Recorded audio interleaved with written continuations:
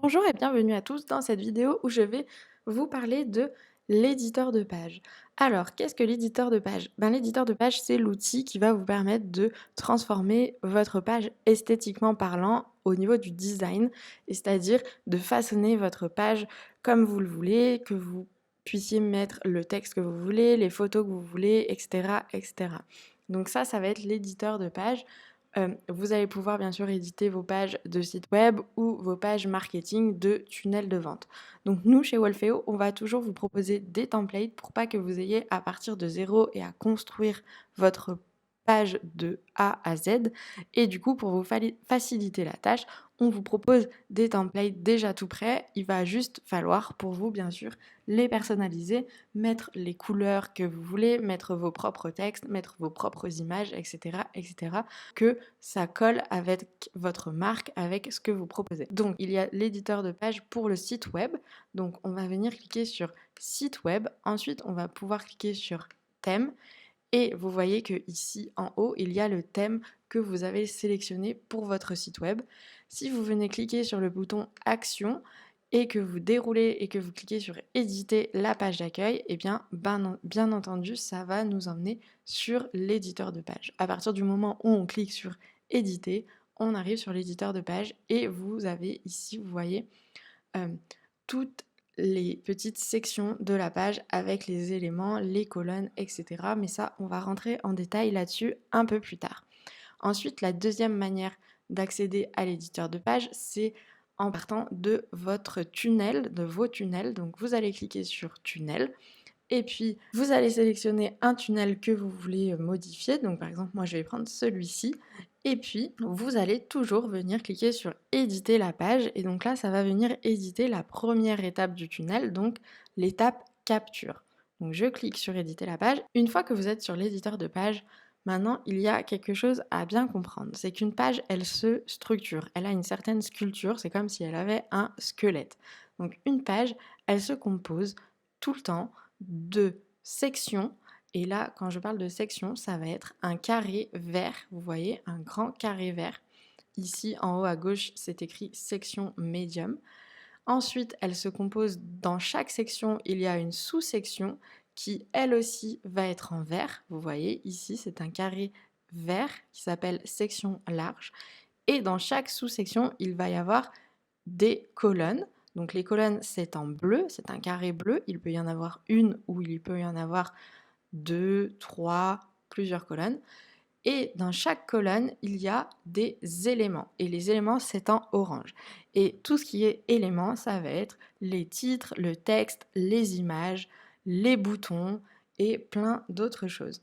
Donc ça, c'est bien une hiérarchie à bien comprendre. Section, sous-section, colonne, éléments. Et du coup, votre page est composée de plusieurs de blocs sections. Donc là, vous voyez, on a la première section avec à l'intérieur la sous-section, la colonne et les éléments. Et si on continue de descendre, on a une deuxième section en vert avec une autre sous-section, une autre colonne, un autre élément, et puis là, un autre élément encore, un autre élément encore, etc., etc. Si on descend encore, on va encore avoir une nouvelle section avec une nouvelle sous-section, avec une nouvelle colonne, avec des nouveaux éléments à l'intérieur. Et voilà, et c'est comme ça que se construit une page, c'est-à-dire qu'à chaque fois que vous allez vouloir rajouter quelque chose à votre page, il va falloir ajouter en premier une section, et puis une sous-section, et puis une colonne, et puis des éléments. Ok, donc c'est une hiérarchie qui est important de comprendre. Cette fameuse structure, ces fameux carrés là que je vous ai montrés, donc les carrés verts, les carrés bleus, les carrés orange, on va pouvoir justement les afficher en surbrillance. Donc comment ça va se passer? Eh bien, on va venir cliquer dans section en haut. Vous voyez que vous avez une barre avec plein de petits boutons. Et si vous voulez donc bien afficher ces sections, vous allez venir cliquer sur section. Ça va vous ouvrir la possibilité déjà d'ajouter des sections en plus, mais c'est surtout en bas à droite que vous voyez, vous avez l'option mettre en surbrillance la structure de page. Donc moi, je vous conseille bien entendu de laisser cocher ça.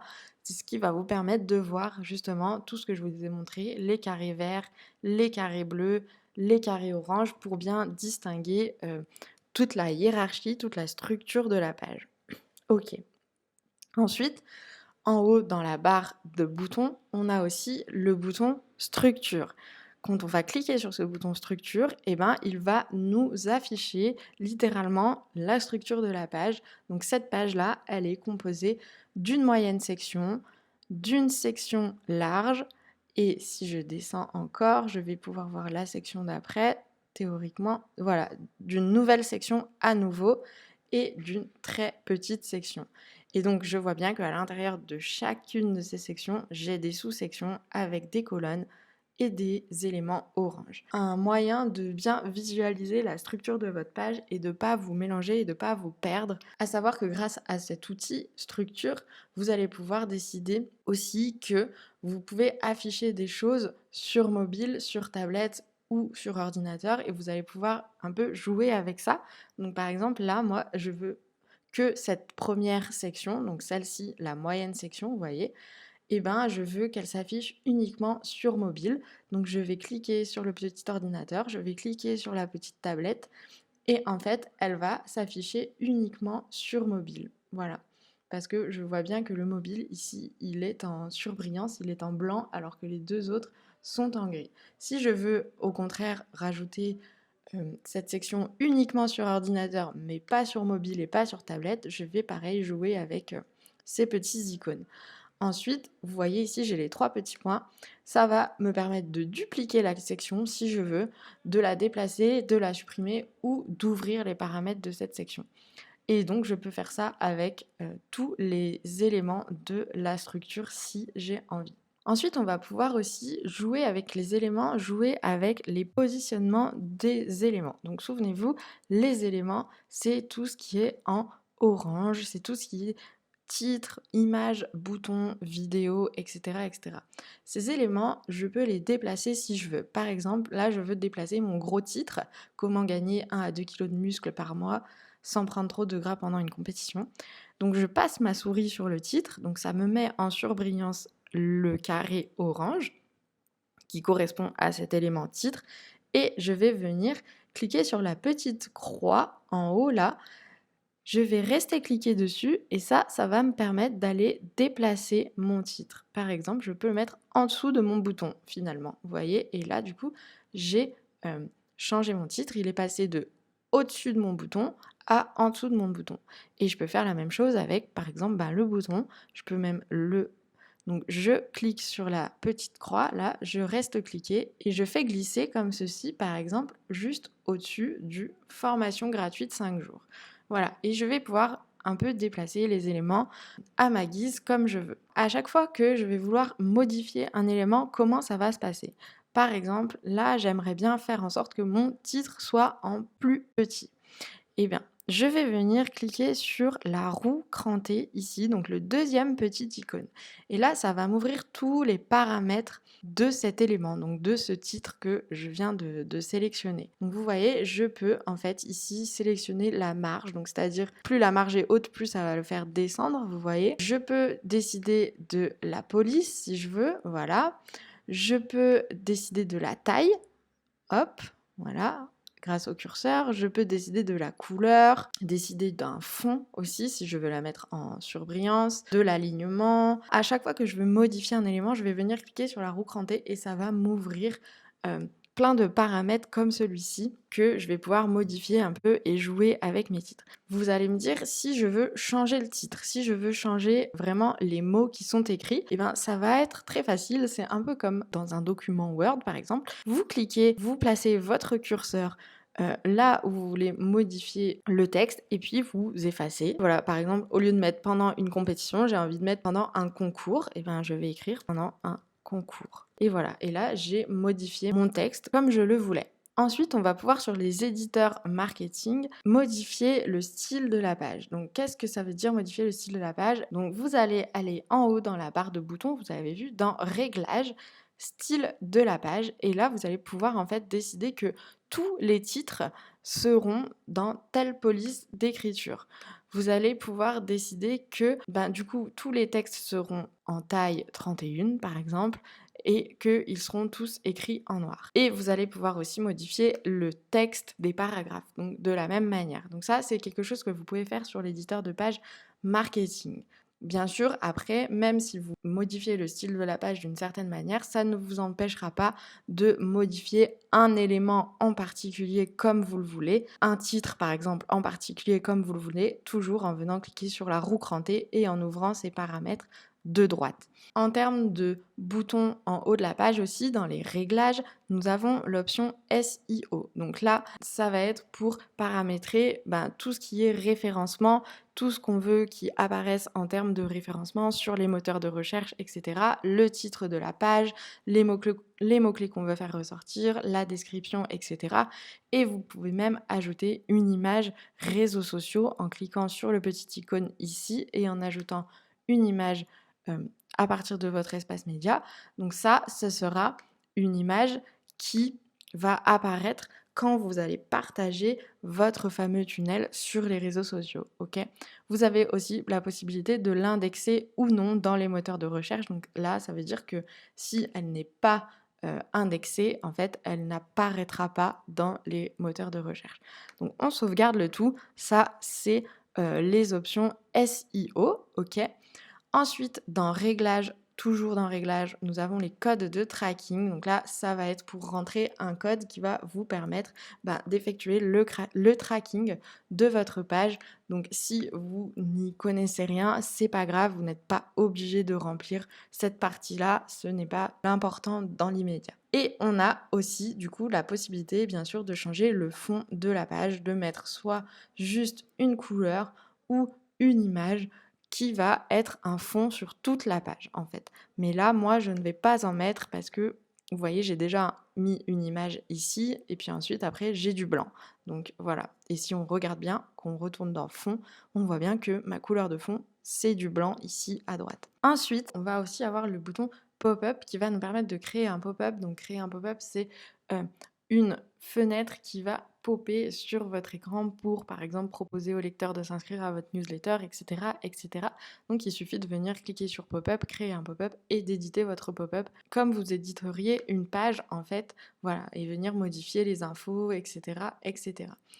Vous avez les petites flèches pour annuler la dernière action au cas où vous vous êtes trompé.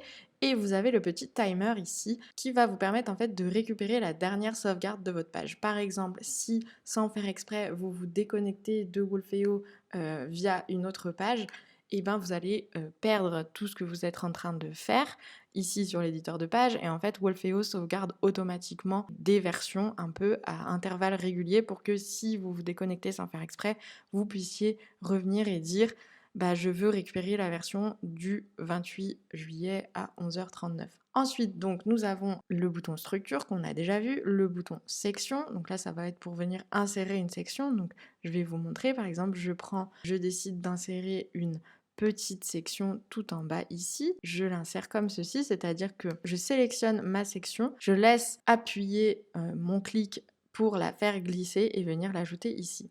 Ensuite, donc dans ma section, vous voyez que là, j'ai ma section qui s'est créée, j'ai ma sous-section qui s'est créée et du coup, il va falloir que j'ajoute une colonne. Donc je peux soit cliquer ici sur ajouter une colonne, soit revenir en haut dans le bouton colonne et là qui va me proposer d'ajouter un certain nombre de colonnes. Donc mettons que j'ai envie d'en mettre 4.